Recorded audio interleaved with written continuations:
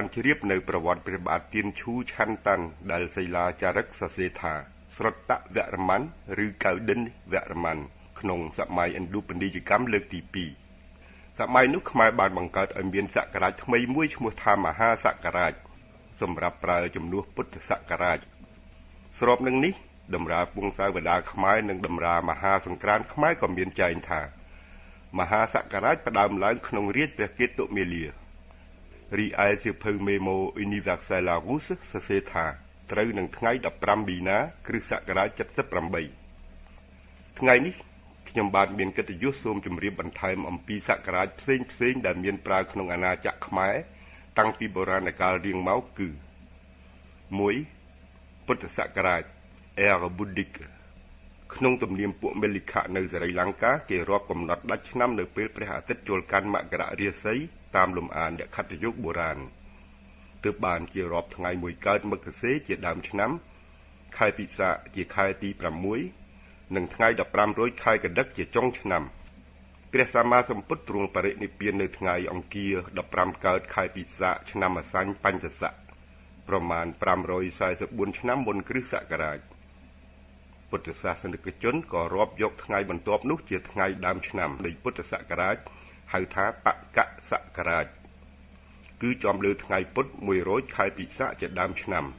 5ខែ15ថ្ងៃក្រោយមកក៏ចូលដល់ឆ្នាំមមីប្រមាណជា543ឆ្នាំមុនគ្រិស្តសករាជទើបបានជាខ្មែរយើងគិតថាពុទ្ធសករាជមានកំណើត543ឆ្នាំមុនគ្រិស្តសករាជព្រោះមានរយៈ5ខែ15ថ្ងៃក្នុងឆ្នាំអសាញ់ផងរួមនឹង6ខែ15ថ្ងៃក្នុងឆ្នាំមមីផងសរុបបាន12ខែស្មើនឹង1ឆ្នាំនៃបកសករាជក្នុងនេះយើងឃើញថាបកសករាជរាប់យកថ្ងៃ1រោចខែពិសាខជាដើមឆ្នាំគ្រប់12ខែរាប់ថា1ឆ្នាំនៃពុទ្ធសករាជបែបបកសករាជដែលជាបែបព្រះធម្មទេសនាទេសអំពីពុទ្ធប្រវត្តិឬក៏ទេសអំពីពុទ្ធបញ្ញត្តិជាដើមចំពោះក្បួនហោរាសាស្ត្រនិងទំនៀមអ្នកស្រុកត្រូវរាប់ពុទ្ធសករាជតាមរបបអ្នកខត្តយុគបុរាណទៅវិញគឺយកថ្ងៃមួយកើតមករាជាដើមឆ្នាំគ្រប់12ខែរាប់ថា1ឆ្នាំនៃពុទ្ធសករាជបែបអ្នកខត្តយុគយ៉ាងនេះហើយទើបបានជាក្បួនអតាឡើងស័កសម្រាប់រៀបប្រកដីទិនខ្មែររាប់ពុទ្ធសករាជតាមបែបបកសករាជទៅវិញពីបុរាណកាលមកប្រកដីទិនខ្មែរប្រកដីទិនលាវប្រកដីទិនភូមាតែងតែប្រកាសលេខពុទ្ធសករាជក្នុងប្រកដីទិនដូចគ្នាចំណែកសៀមទើបតែកែប្រែយកតាមគំរូប្រកដីទិនសេរីលង្កាក្នុងសម័យក្រោយនេះឯកសារឡារុសសរសេរថា Era Buddhic jour de la pleine lune du mois de Pisa 6e mois de l'année 544 avant Jésus-Christ année de la mort de Bouddha 2. រោមសករាជ Era Romainនៅសម័យហ្វូណនក្រៅពីរាប់ពុទ្ធសករាជនិងមហាសករាជទំនងជាបុព្វបុរសខ្មែរមានប្រើសករាជរ៉ូម៉ាំងដោយអន្លើផងទើបបានជាក្បួនមហាសង្ក្រាន្តខ្មែរមានចែងរបបរ៉ូមសករាជរហូតដល់សព្វថ្ងៃដែលមានសេចក្តីជាអាចថារ៉ូមសករាជឬសករាជរ៉ូម៉ាំងមានកំណើតតាំងពី210ឆ្នាំមុនពុទ្ធសករាជត្រូវនឹង753ឆ្នាំមុនគ្រិស្តសករាជគឺផ្ដើមរាប់តាំងពីសម័យនៃកំណើតស្រុករ៉ូមមកឯកសារឡារុសសរសេរថាតាមរយៈហោរាបណ្ឌិតវ៉ារុងសតវត្សទី1មុនគ្រិស្តសករាជបានឲ្យយើងដឹងថាអេរ៉ូម៉ាំងផ្ដើមឡើងពី753ឆ្នាំមុនគ្រិស្តសករាជដែលជាកំណើតនៃទីក្រុងរ៉ូមគឺជាទីក្រុងនៃប្រទេសអ៊ីតាលីសព្វថ្ងៃ3. បុរាណសករាជក្រៅពីនេះក្នុងតម្រាមហាសង្ក្រាន្តខ្មែរដដែលមានចែងអំពីបុរាណសករាជមួយបែបទៀតថាបុរាណសករាជខ្មែរមានកំណើតតាំងពីឆ្នាំកុល11ឆ្នាំមុនពុទ្ធសករាជត្រូវនឹង554ឆ្នាំមុនគ្រិស្តសករាជ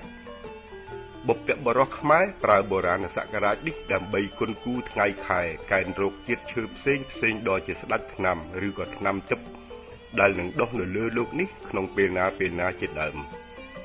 ទំនៀមគួរឲ្យសោកស្ដាយនេះបាត់បង់គម្ពីរសាស្ត្រាដើមអស់ទៅហើយយើងនៅចាំត្រឹមតែជើងលេខកំណែនប៉ុណ្ណោះគឺពុទ្ធសករាជបូកនឹង90ជាលេខអធិបតីពុទ្ធសករាជបូកនឹង11គឺជារបបនៃបុរាណសករាជឧទាហរណ៍ឆ្នាំនេះពុទ្ធសករាជ2553 បុកនឹង90ស្មើនឹង2643គឺជាលេខកំណើនអធិបតីសម្រាប់បំបែកអត្តកែនរោគជាតិឈើផ្សេងដ៏ជាស្ដេចថ្នាំឬក៏ថ្នាំទឹកដែលនឹងដុះនៅទីណាវេលាណាជាដើមពុទ្ធសករាជ2553បូកនឹង11ស្មើនឹង2564គឺជារបបបុរាណសករាជជាផ្លូវការ4ចលសករាជលុះដល់សម័យចេនឡាខ្មែរបានបង្កើតសករាជមួយបែបទៀតហៅថាចលសករាជសម្រាប់កែនអត្តាឡើងស័ករៀបចំប្រកដីទិនសម្រាប់ប្រើក្នុងអាណាចក្រខ្មែរដោយខ្លួនឯងឈ្មោះថាប្រកដីទិនចន្ទសូរិយគតិខ្មែរឯកសារឡារុសសរសេរថា Calendrier ខ្មែរ Cycle Lunisolaire ចលសករាជនេះខ្ញុំបាទនឹងជម្រាបជូនជាពិស្ដារនៅថ្ងៃក្រោយទៀត5គ្រិស្តសករាជ Ère chrétienne ពីបុរាណកាលនៅទ្វីបអឺរ៉ុបមានប្រើសករាជរ៉ូម៉ាំងជាអធិបតីរាប់គោចរចន្ទគតិជាគោលដើមឆ្នាំកំណត់នៅថ្ងៃ1មីនាព្រោះមានបុណ្យប៉ាក់ជាបុណ្យទី1ក្នុងទំនៀមគ្រិស្តសាសនាបុរាណខែធ្នូជាខែទី10នៃឆ្នាំខែកុម្ភៈគឺជាខែទី12ដាច់ឆ្នាំនៅចុងខែកុម្ភៈព្រះយេស៊ូវប្រសូតនៅថ្ងៃ25ធ្នូរ៉ូមសករាជ753 7ថ្ងៃក្រោយមកទើបដល់ថ្ងៃ1មករារ៉ូមសករាជ754រាប់តាមទំនៀមថ្មីមហាសង្ក្រាន្តខ្មែរចែងថាព្រះយេស៊ូវប្រសូតនៅឆ្នាំរ៉ូមពុទ្ធសករាជ543ត្រូវនឹងរ៉ូមសករាជ753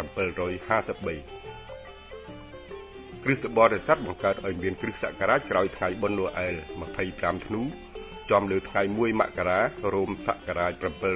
754ជាដើមឆ្នាំ1នៃគ្រិស្តសករាជរីឯរ៉ូមសករាជ753រាប់ថាឆ្នាំ0រ៉ូមសករាជ753ថ្ងៃ25ធ្នូរាប់ថាគ្រិស្តសករាជ0រ៉ូមសករាជ754ត្រូវនឹងឆ្នាំរោងពុទ្ធសករាជ543គឺជាគ្រិស្តសករាជ1ដោយរាប់ពីថ្ងៃ1មករាដល់ថ្ងៃ31ធ្នូរាប់ថា1ឆ្នាំនៃគ្រិស្តសករាជបែបថ្មីសប្តាហ៍ថ្ងៃខ្មែរប្រើពុទ្ធសករាជនៅក្នុងពុទ្ធសាសនកិច្ចនិងប្រើគ្រិស្តសករាជជាផ្លូវការចំណែកក្បួនអត្តាលង្ស័កហោរាខ្មែរនៅតែរាប់សករាជទាំង5រហូតដល់សប្តាហ៍ថ្ងៃឧទាហរណ៍ឆ្នាំនេះពុទ្ធសករាជកន្លងទៅបាន2553ឆ្នាំបែបអកសករាជត្រូវនឹង2554ឆ្នាំបែបអ្នកខត្តយោគគ្រិស្តសករាជ2010មហាសករាជ1931ចលសករាជ1372បុរាណសករាជ2564និង2643បែបកំណែនឆ្នាំទឹករ៉ូមសករាជ2763លក្ខប្រិយមិត្តអ្នកស្ដាប់ជាទីគោរពខ្ញុំបាទសូមអញ្ជើញបងប្អូនជ្រាបនៅទំព័រប្រវត្តិសាស្ត្រខ្មែរជាបន្តទៅទៀត